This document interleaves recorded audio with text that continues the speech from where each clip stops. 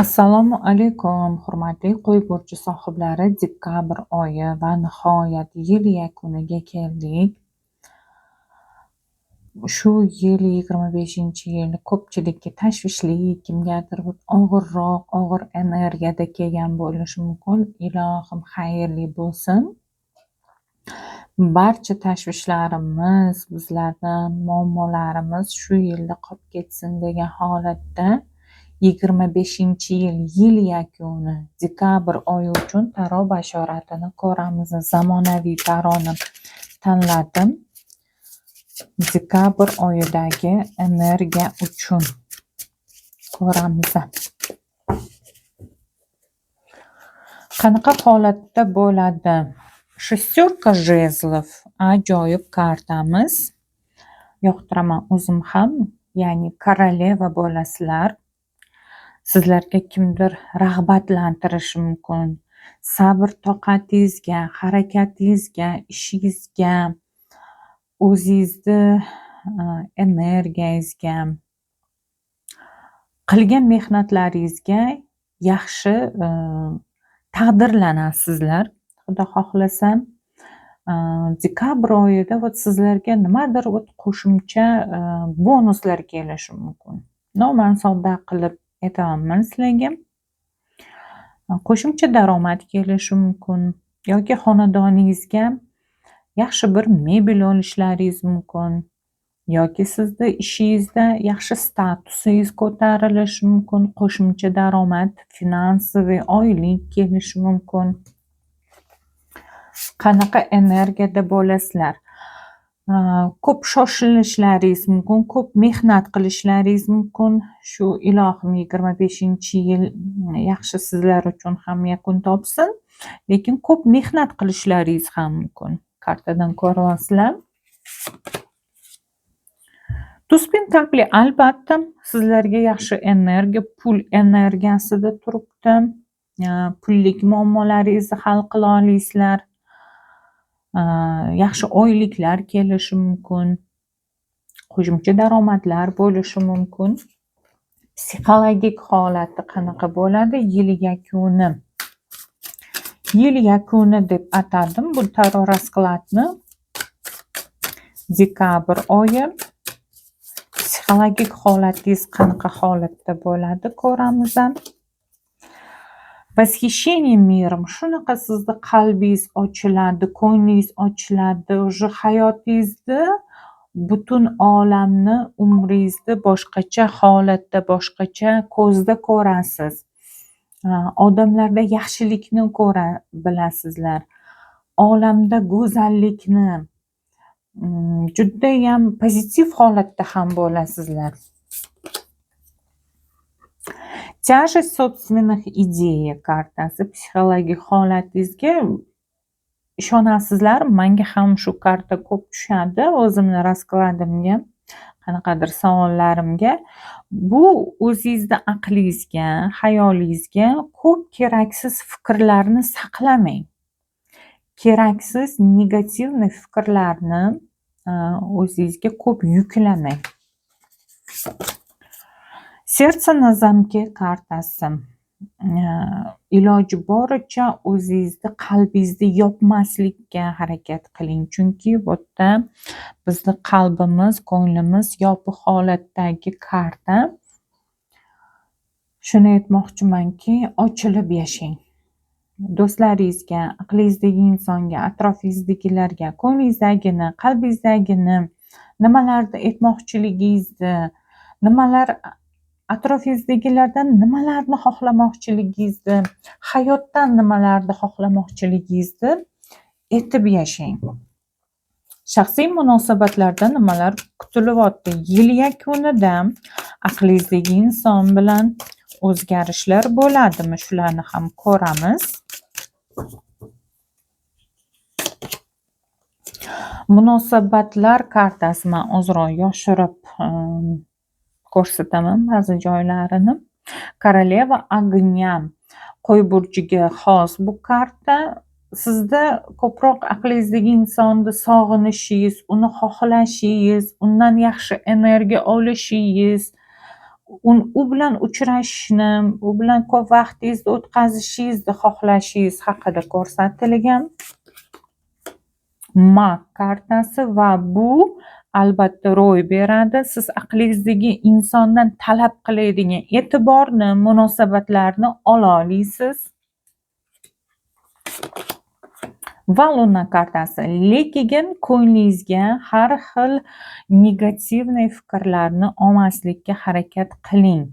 Ya'ni bu munosabatlar men xohlagan narsamni ola olamanmi, men xohlaganimdek bo'la olaydimi degan savollarni berib o'zingizga yuk qilmang, ushlab o'tirmang. Aqlingizdagi inson siz bilan qanaqa holatda bo'ladi? Ko'nglingizga qarashga harakat qiladi, munosabatlarni yaxshilashga harakat qiladi. Dvoyka vozdux sizni ko'nglingizni olishga harakat qiladi, siz bilan uchrashishga harakat qiladi. Agar siz shu narsani xohlasangiz albatta. Восьмерка voda kartasi sizda ozroq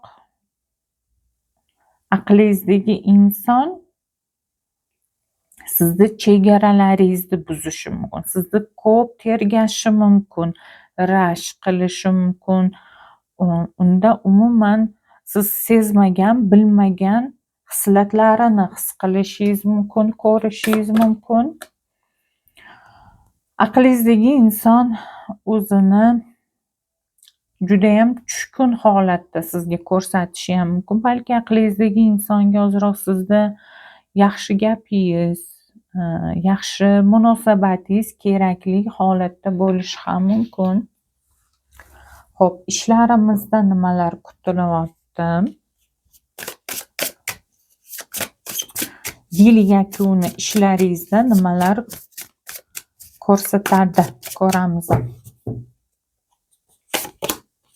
Smert kartasi. Muammolardan chiqib ketishingiz, bu muammolar sizga balki yil davomida bezovta qilgan bo'lishi mumkin. Yil davomida qilolmagan ishlaringizni albatta dekabr oyida, yil yakunida bitkazasiz. Shu muammolardan qutulasiz. Yoki siz boshqa ishga o'tishni harakatini ham qilishingiz mumkin. Boshqa biznes qilishni harakatini ham qilishingiz mumkin. Smert kartasi bu shunaqa transformatsion kartaki, nimadir eskiradi, o'ladi, ketadi sizni hayotingizdan va sizni hayotingizga yangilik kirib keladi, yangilanish kirib keladi. Bu deganim ishlaringizda yangiliklar kelishi ham. Koroleva kubkov kartasi bu o'zgarishlar, bu yangiliklar suv unsuridagi, ya'ni saraton burji, skorpion, chayon burjidagilar, hop, baliq burjidagi sohiblari yoningizda как sizga поддержка bo'lishi mumkin, ko'mak bo'lishi mumkin. Lekin sizda judayam ishlashga shijoat kuchli ham bo'ladi. Agarda siz yangi ishga o'tmoqchi bo'lsangiz, sizda shijoat, harakat, o'zingizni ishingizga professional darajada qarashingizni, yondashingizni talab qilinishi mumkin. Ishlaringizni holati yaxshi, yomon emas. Sizga yaxshi ishlar taklif qilinishi ko'rsatilyapti. Nimalardan ehtiyot bo'lishingiz kerak? Alister Crowley kartasidan nimalardan ehtiyot bo'lishingiz kerak? Ko'ramiz. Rabota. Judayam ko'p ish. Bu deganim sizni xonadoningizda, ro'zg'oringizda, munosabatlarda ham ish. Ya'ni munosabatlarga ham alohida boshqacha yondashishingizga to'g'ri kelib qolishi mumkin. Ko'proq mehnat, harakat, ish ko'rsatilyapti. Lekin bu karta bilan aytishingiz mumkin, nimalardan ehtiyot bo'lishimiz kerak? Tashvishlarga juda ham ko'p kirib ketmang. O'zingizni tashvishlaringizni, muammolaringizni ham chuqurlashtirmaslikka, joy-joyiga hal qilishga harakat qiling. Mir kartasi bilan bunga to'ldiruvchi vazifada aytmoqchiman. Borba. Siz o'zingizni kurashish O'zingizni haqqingiz uchun kurashishga harakat qiling. O'zingizni pozitsiyangizni, o'zingizni statusingiz, ya'ni o'zingizni obro'-e'tiboringiz uchun kurashishga harakat qiling bu oyda. 26-yil qanday yakunlanadi? Sizga nima 25-yil. 25-yil dekabr oyi qanday yakunlanadi siz uchun?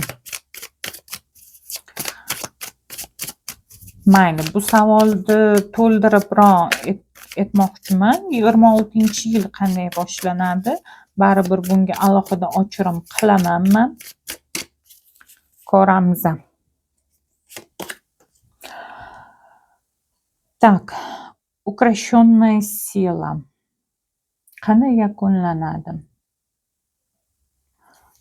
Xo'p, to'ldirish maqsadida. Bu qarang. Sizda umuman nerealniy ko'p fantaziya kelishi mumkin, ko'p orzu kelishi mumkin. Bu orzular umuman sizga taalluqli bo'lmasligi mumkin, sizga to'g'ri kelmasligi mumkin. Real hayotda yashashga harakat qilingizlar. Qo'y burchi sohiblari. Nimalardan ehtiyot bo'lishingiz kerak? Hozir to'ldirish maqsadida ko'ramiz.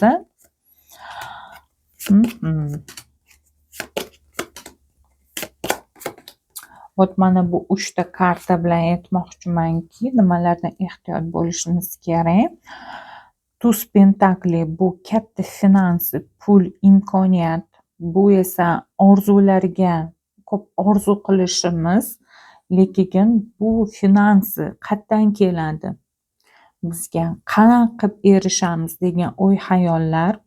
Bu o'y-xayollar bizlarni chegaralab qo'yishi mumkin. Agarda sizga xayolingizga yoki bir orzuyingizga qayerdandir katta finansiy pul olib nimadir ish qilmoqchi bo'lsangiz, shu taraflama ehtiyot bo'lishingiz kerak. Pullarni iloji boricha o'ylab sarflashingiz kerak, o'ylab ish qilishlaringiz kerak. 26-yil qanaqa boshlanishi mumkin? Ehtiyotkor bo'ling. Qanaqa niyatda, qanaqa maqsadda ehtiyot bo'ling? O'zingizni hayotingizda ham, o'zingizni ishlaringizda, sog'ligingizda ehtiyotkor bo'ling. Reputatsiyangizga, obro'-e'tiboringizga putur yetmaslikdan ehtiyot bo'ling. Ya'ni qanaqadir bir ko'p g'iybat, gap so'zlar atrofingizda aylanishi mumkin. Bu dvoyka pentakli kartasi, bu ikkilanish kartasi. Ikkilanib ish tutmang. Уверенный bo'lishga, o'zingizga ko'proq ishonchni kuchaytirishga harakat qiling. Va oxirida поражение, o'zingizni ikkilanishlaringiz ko'p muammolar keltirishi. Chunki men bilaman, qo'y burji juda ham upryamый, ya'ni qaysar, o'jar, baribir o'zini fikrida qoluvchi burj sohiblari. Lekin ikkilanishlar sizlarda ko'p ishlaringizga, hayotingizga pand berishi mumkin. Runalar bilan ko'ramiz. 25-yil oxiri runa Fexu. Fexuni o'zim ham juda ham yaxshi ko'raman. Mana ko'rsatmoqchiman yaqinroq qilib. Fexu karta nimasi, runasi bu pul degani. Lekin sizlarga to'g'ri pozitsiyada tushyaptim. Iloji boricha yil yakunida finansiy ishlaringizni, pul ishlaringizni, pullik daromadlaringizni yo'lga qo'ying, yaxshi joylashtira oling. Qarzlaringiz bo'lsa qutulishga harakat qiling. 26-yil boshiga qanaqadir ishlarda finansiy daromad topishdi, ishlashdi yoki biznes qilishdi, yaxshi oylikka chiqishini xohlasalaringiz, hozirdan dekabr oyidan siz harakatini qilishingiz kerak. Shunaqa ochirim bo'ldi. Sog' bo'linglar, omon bo'linglar. Qolgan burchlarni ham chiqazishga harakat qilamiz. Xayr.